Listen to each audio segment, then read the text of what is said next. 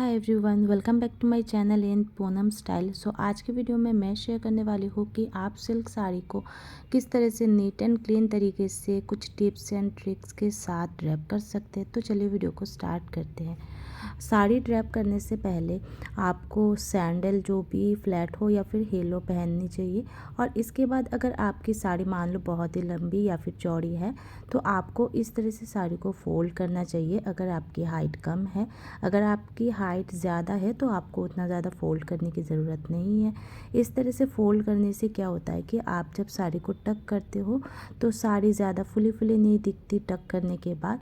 तो इससे बहुत इजीली टक इन हो जाती है और साड़ी की जो लुक है वो भी बहुत ही नीट एंड क्लीन लगती है। साड़ी की बेसिक राउंड में ही साड़ी की पूरी ड्रैपिंग डिपेंड करती है कि आप बेसिक राउंड को किस तरीके से टक कर रहे हो, किस तरह से उसे यूज़ करते हो।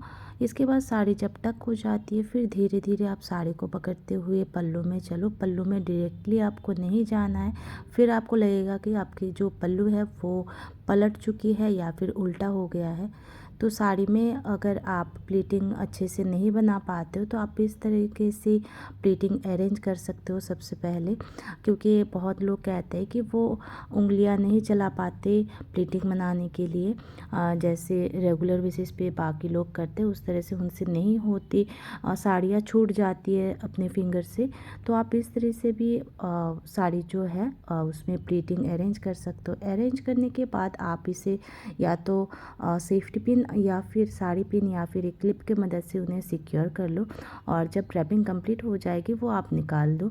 तो यहाँ पे देखिए सारे कॉर्नर मैंने मिला दी है अच्छे से। अब जो प्लीटिंग बनाई है उसे थोड़ा सा हल्के से शेक करो। तो शेक करने से प्लीटिंग की जो क्रीज होती है वो हमें नज़र आती है और उसी क्रीज के अकॉर्डिंग आप आगे की जो प्रोसेस है पल्लू बनाने की उस पर ध्यान दे सकते हो। बहुत ही ईजी हो जाती है इस तरह से अगर आप प्लीटिंग बनाते हो। नहीं तो कुछ लोग कहते हैं कि उनकी जो प्लीटिंग है वो एक छोटा एक बड़ा ऐसा होता जा रहा है या फिर हाथ से छूट रहा है।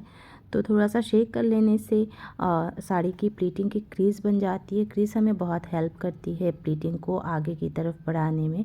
तो इस तरह से आपको अपने हाइट के बेसिस से अपना जो पल्लू है वो रखना है। मान लो कि अगर आपकी हाइट शॉर्ट है उसमें भी आपको ध्यान देना है कि पल्लू आप अपने नी लेंथ से नीचे रखो, यानी कि अपने घुटनों से नीचे रखो। तो यहाँ पे मैं एक सेफ्टी पिन लगा रही हूँ और ये सेफ्टी पिन मैं इसलिए लगा रही हूँ क्योंकि बहुत लोग मुझसे कहते हैं कि वो शोल्डर पे पीछे हाथ करके सेफ्टी पिन नहीं लगा पाते। तो इससे अगर मैं प्लीटिंग को पहले ही सिक्योर कर लूँ और जो अगला सेफ्टी पिन है उसे शोल्डर पे यहाँ से लगाती हूँ तो आपको हाथ पीछे करने की ज़रूरत नहीं है, क्योंकि पल्लू भी सिक्योर हो जाती है। और यहाँ से सेफ्टी पिन अगर आप पहले वाली प्लीट हटा के लगाते हो बिल्कुल शोल्डर पे, तो इस तरह से यहाँ पे शोल्डर भी सिक्योर हो जाती है। जिन लोगों को भी ये प्रॉब्लम होती थी कि हाथ पीछे करके सेफ्टी पिन नहीं लगा पाते, तो ये आप ध्यान से देखना। अब हमने शोल्डर तो सिक्योर कर ली, तो प्लीटिंग जो भी है हमारी फ्रंट प्लीट उनको पहले अच्छे से सेट करो और उसके बाद जाके आप कमर की जो फिटिंग है वो बनाओ। क्योंकि अगर आप डायरेक्टली कमर को सेट करने लगोगे फिर आपको लगेगा कि यहाँ पे बहुत ज़्यादा फैब्रिक जमा जमा सा दिख रहा है या फिर थोड़ा सा फ्लफ़ी लुक दे रहा है। और जितने भी प्लीटिंग है वो सेट करने के बाद यहाँ पे पहले साड़ी को कमर पे बिल्कुल सेट कर लो। तो बॉर्डर तो हम इस तरह से सेट कर लेते हैं पर बाकी जो फैब्रिक है वो थोड़ा सा लूज़ रहती है। इसके लिए आप क्या करो, यहाँ पे एक सेफ्टी पिन लगाओ जिस तरह से रेगुलर में किसी साड़ी में सिल्क साड़ी में लगाती हूँ इस तरह से यहाँ पे एक सेफ्टी पिन लगाओ और एक मेज़र करो कि आपको अपने राइट लेग तक थोड़ा सा फैब्रिक इस तरह से छोड़ना है। और ये पार्ट हम प्लीटिंग नहीं बनाएंगे, या तो आप मार्क करके रख सकते हो सेफ्टी पिन की मदद से, या फिर ऐसे ही आपको लगता है कि आप मार्क कर पाओगे तो ऐसे निशानी बना के रख लो। तो यहाँ पे जब आप सेंटर प्लीट बनाओगे आपको ध्यान रखना है कि साड़ी को बिल्कुल खींचते हुए आपको नहीं ले जाना है, बिल्कुल स्ट्रेट रखना है और ख़ुद भी स्ट्रेट खड़े रहना है। और एक मेज़र करनी है बेली बटन से थोड़ा सा 1 इंच लेफ़्ट साइड पे, और फिर जाके जो फर्स्ट प्लीट है वो आपको लेनी है।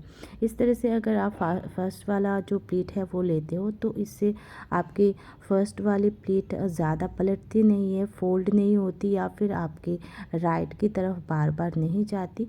और देखिए इसके बाद आपकी साड़ी थोड़ी सी अगर कड़क है मान लो कुछ पार्ट, तो इस तरह से आप थोड़ी सी मीडियम साइज़ वाले प्लीट बनाओ। ज़्यादा छोटे प्लीट अगर आप बनाते हो तो आपकी साड़ी जो प्लीटिंग की क्रीज होती है वो अच्छे से बनती नहीं है, वो अच्छे से विजिबल नहीं होती। अब देखिए इतना सा पार्ट मैंने छोड़ दिया है जैसे मैंने कहा था। अब सेंटर प्लीट की क्रीज लाइन को मिलाने के लिए आपको सेंटर प्लीट के कॉर्नर को मिलाने की ज़रूरत है। जैसे कि मैं अभी लेफ़्ट साइड के कॉर्नर मिला रही हूँ और इससे पहले सेट कर लेती हूँ कि कितना सा ये क्रीज लाइन बन रहा है, कहाँ पे ये साड़ी के क्रीज लाइन बन रहा है या फिर प्लीटिंग बन रहा है। और इसके बाद जाके मैं अपने राइट साइड की जो प्लीटिंग की कॉर्नर है उनको मैं सेट करूँगी। तो दोनों साइड कभी कभी सेट हो जाती है अच्छे से, पर कभी कभी कुछ साड़ियों में दोनों साइड अच्छे से सेट नहीं होती है। मुझे लग रहा था कि थोड़ा सा फैब्रिक राइट की तरफ रह चुका है, अगर मैं ऐसे ही इसे टक कर दूंगी तो ये बाद में अलग सा प्लीट दिखने लगेगा, इसलिए मैंने पहले वाली प्लीट में ही उन फैब्रिक को एडजस्ट कर लिया है। इससे क्या होगा, ना तो अलग सा प्लीट बनेगा, ना तो साड़ी ज़्यादा फुली फुली दिखेगी, और हमारी जो पहली वाली प्लीट है वो भी बाकी प्लीटों से थोड़ी सी साइज़ में थोड़ी सी बड़ी भी हो जाएगी, ब्रॉड भी हो जाएगी। तो यहाँ पे मैं थोड़ा सा उल्टा कर रही हूँ। यूजुअली मैं लेफ़्ट की तरफ से प्लीटिंग अरेंज करती हूँ यानी कि सेट करती हूँ, पर यहाँ पे मैं राइट से सेट कर रही हूँ। इससे मुझे पता चलेगा कि कितना सा फैब्रिक लेफ़्ट की तरफ मुझे छोड़ना है। देखिए इस फैब्रिक को आपको अंदर की तरफ रख लेना है, इसे टक नहीं करनी है जो मैंने फैब्रिक पहले छोड़ा था। अब उसी फैब्रिक को देखो यहाँ पे लूज़ हो रखा है, आप लेफ़्ट साइड पे देख सकते हो। इसी फैब्रिक को आपको अपने राइट साइड से जो मैंने टक नहीं करा पार्ट, उस पार्ट से लेते हुए जाना है बिल्कुल सेंटर प्लीट के नीचे से। और सेंटर प्लीट को ध्यान रखें कि आप सेंटर प्लीट अच्छे से पकड़ के रखो, नहीं तो ये अपने राइट साइड में चला जाएगा। और इस तरह से आप कमर में पहले फिटिंग बना लो। फिटिंग बनाने के बाद उस एक्स्ट्रा फैब्रिक को आप राइट की तरफ टक कर दो। अब सेंटर प्लीट को सिक्योर करने के लिए अंदर से एक सेफ्टी पिन भी लगा सकते हो, अगर मान लो आप बहुत लॉन्ग टाइम के लिए साड़ी वेयर कर रहे हो। और इसके बाद साड़ी की जो फ्रंट प्लीट है उसे सेट कर लो। पहले सेट करने के बाद अगर आपको लगता है कि आपको सेफ्टी पिन लगाने की ज़रूरत है तो आप सेफ्टी पिन लगा सकते हो, पर इसे आप बाहर की तरफ से ना लगाएं। पहले तो सेंटर प्लीट को बिल्कुल सेट कर लो 1/2 इंच की दूरी पे, और फिर ये वाली जो प्लीट है, जो अपर प्लीट है या फिर बॉर्डर लाइन है, उसे हटा के ब्लाउज़ के साथ बाहर से भी आप सेफ्टी पिन लगा सकते हो अगर आपकी साड़ी ट्रांसपेरेंट नहीं है। और इसके बाद साड़ी के लुक देख सकते हो, बहुत ही नीट एंड क्लीन तरीके से बनी है। इस तरह से ड्रैप करते हो तो आपको सेंटर प्लीट जो है वो नीचे अलग से ठीक करने की ज़रूरत नहीं है। ये देखो मेरी जो साड़ी है बिल्कुल परफेक्ट एंड फिटिंग है, कोई एक्स्ट्रा फैब्रिक कहीं से भी नहीं है। और इस तरह से ड्रैप करते हो तो क्लीन एंड नीट तरीके से भी साड़ी बनती है। आई होप आपको वीडियो पसंद आई होगी।